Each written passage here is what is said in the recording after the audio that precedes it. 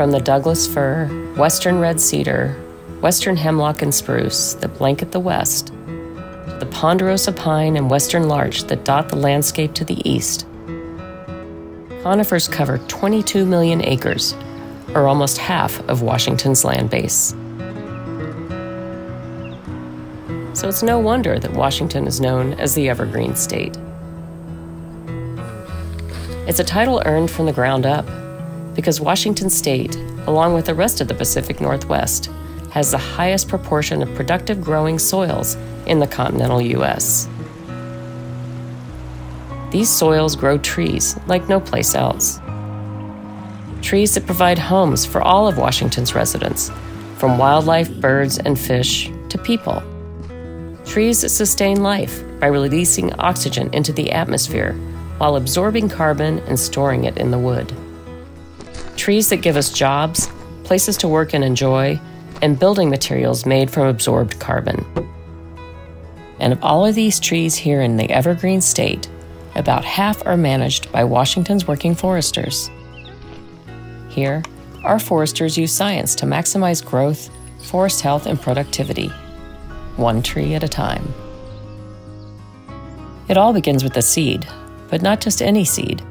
For generations, forest managers have worked on tree improvement by selecting seeds from the best trees with improved qualities such as faster growing rates, greater adaptability to drought, increased disease resistance, improved wood properties, and then growing them in seed orchards.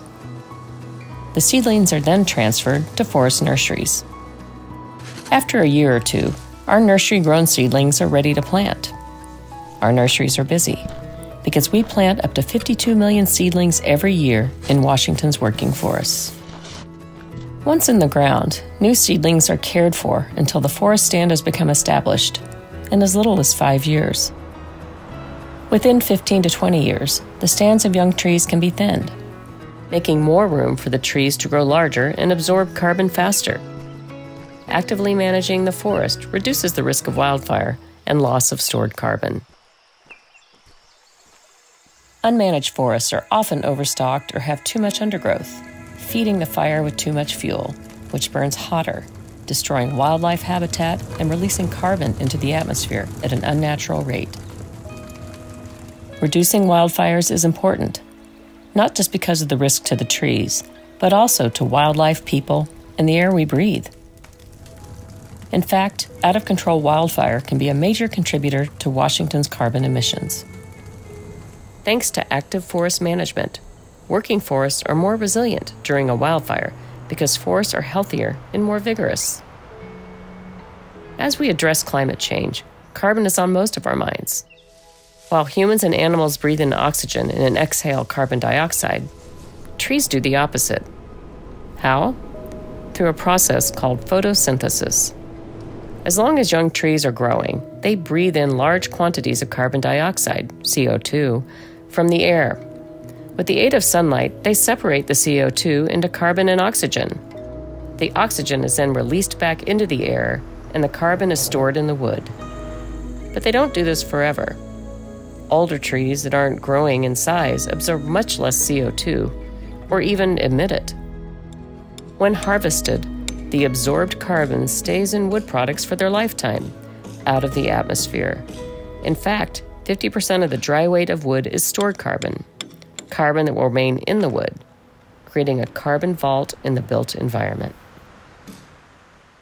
Here in the Evergreen State, forest and wood products offset 35% of Washington's total carbon emissions each year.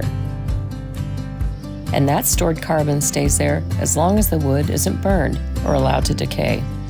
Working foresters plant 3 trees for every one harvested, so there will always be a sustainable supply of carbon-absorbing trees and climate-friendly wood to benefit us all. Supporting Washington's working forests, which produce a never-ending supply of wood products, is the best way to help reduce our state's carbon emissions. And, as many architects have discovered, substituting wood for high-carbon, non-renewable materials will help reduce greenhouse emissions even more. It's true. Sustainable forestry and using wood products is something we can all support. And it all starts with a seed.